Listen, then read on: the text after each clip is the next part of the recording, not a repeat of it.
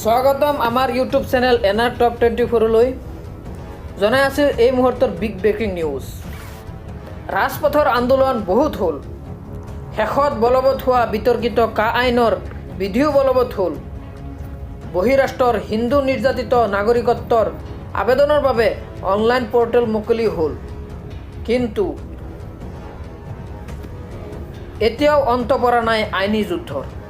আদালতত আৰম্ভ হ'ল কাৰ যুদ্ধ। 9 এপ্ৰিলত কাৰ সম্পৰ্কীয় আবেদনৰ পৰৱৰ্তী শুনানি।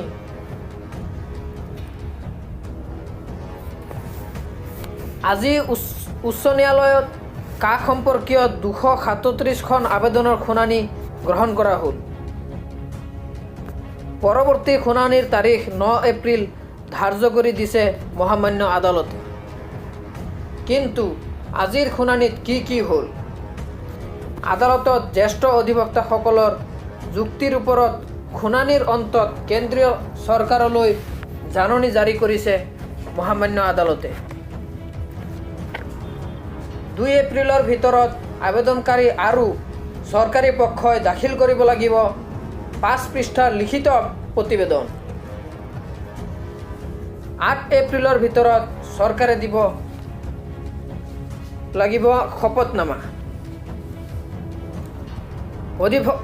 অধিবক্তাসকলে কি কয় শুনো আহক।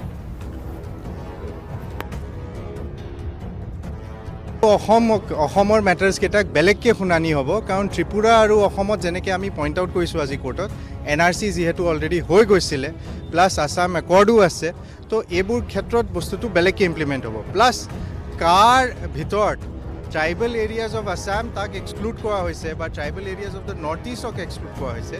তো যিহেতু নন ট্ৰাইবেল এৰিয়াজ পৰি আছে অসম আৰু ত্ৰিপুৰাৰ ভিতৰত, সেইকাৰণে সেইকেইটাৰ কাৰণে বেলেগকৈ কেটেগৰাইজেশ্যন কৰা হৈছে, বেলেগ ছেগ্ৰিগেশ্যন কৰা হৈছে।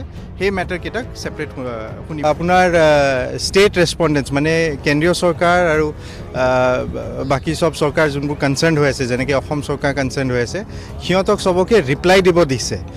আৰু ৰিপ্লাইৰ লগতে ৰিটেন ছাবমিশ্যনছো ফাইল কৰিব দিছে দুয়োপক্ষে।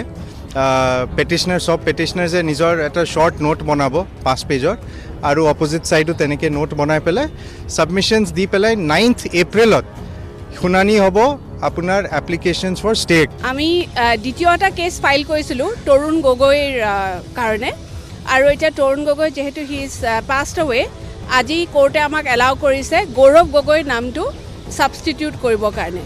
গতিকে এতিয়া সেই কেছটো গৌৰৱ গগৈয়ে ফাইট কৰিব কাৰ এগেইনষ্টে। জনাই আছোঁ নিউজ টপ 24ৰ ফালৰ পৰা। এইটো আছিল আজিৰ এই মুহূৰ্তৰ বিগ ব্ৰেকিং নিউজ। তো যদি আমাৰ এই ভিডিঅ'টো চাই পিনি ভাল লাগিলে তেনেহ'লে আমাৰ চেনেলটো এটা ছাবস্ক্ৰাইব কৰিব, আৰু আমাৰ এইটো ভিডিঅ' এটা লাইক কৰি দিব, কিয়নো আপোনালোকৰ এটা লাইকত আমাক ভিডিঅ' বনাবৰ কাৰণে ইচ্ছা জগায়, আৰু আপোনালোকৰ বন্ধু বান্ধৱৰ লগত আমাৰ এইটো ভিডিঅ' শ্বেয়াৰ কৰি দিব, যাতে এই কথা সকলোৱে গম পায়। আজিলৈ ইমানে, ধন্যবাদ।